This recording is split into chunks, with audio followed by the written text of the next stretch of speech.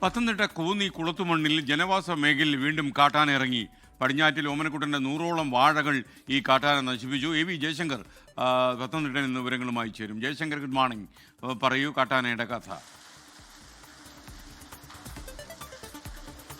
Good morning S K. ഈ കോന്നി കുളത്തുമണ്ണ് പ്രദേശങ്ങളിൽ കാട്ടാന ആക്രമണം രൂക്ഷമാണ്. കഴിഞ്ഞ ദിവസം പ്രദേശത്ത് ഇറങ്ങിയ കാട്ടാനകൾ ഈ ഓമനക്കുട്ടൻ എന്ന് പറയുന്ന ആളുടെ കൃഷിയിടത്തിലെത്തി അദ്ദേഹത്തിൻ്റെ 100-ലധികം വാഴകളാണ് ഈ കാട്ടാനക്കൂട്ടം നശിപ്പിച്ചത്. എല്ലാ ദിവസവും നേരം പുലരുമ്പോൾ ഈ കാട്ടാനകൾ നശിപ്പിച്ച കൃഷികൾ കണ്ട് ഉണരേണ്ട ഒരു അവസ്ഥയാണ് കോന്നിക്കാർക്കുള്ളത്. ഈ കുളത്തുമണ്ണ് പ്രദേശത്തെ കാട്ടാന ആക്രമണം തടയാൻ ഈ കോന്നി MLA ഒക്കെ നേതൃത്വത്തിൽ കർമ്മ പദ്ധതിയൊക്കെ ആരംഭിച്ചിരുന്നു. ആദ്യഘട്ടത്തിൽ വനംവകുപ്പ് ഉദ്യോഗസ്ഥർ ഉൾപ്പെടെ ഈ പ്രദേശത്ത് ഇറങ്ങുന്ന ആനകളുടെ വനപാത ഉൾപ്പെടെ കണ്ടെത്തി അങ്ങനെ ആനകളെ പ്രതിരോധിക്കാനുള്ള നടപടികളൊക്കെ ആരംഭിക്കുകയും ചെയ്തിരുന്നു.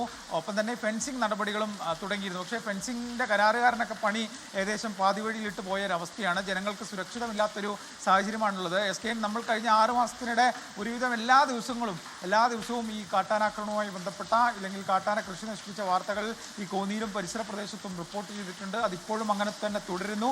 ആളുകൾ വലിയ ഭീതിയിലാണ്. അവർക്ക് ജീവിക്കാൻ പറ്റാത്തൊരു സാഹചര്യം ഉണ്ടാകുന്നു.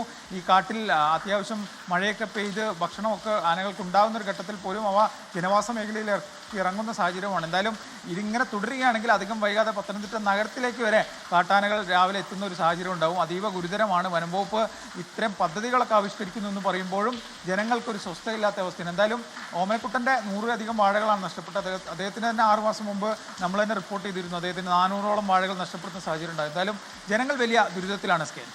ലോകത്തെവിടെയായാലും ഏത് സമയത്തും 24 വാർത്തകളും ഓഗ്മെന്റഡ് റിയാലിറ്റി പാക്കേജുകളും എക്സ്പ്ലെയിനറുകളും വിശദമായി കാണാൻ ഞങ്ങളുടെ യൂട്യൂബ് ചാനൽ നിങ്ങൾക്ക് സബ്സ്ക്രൈബ് ചെയ്യാം.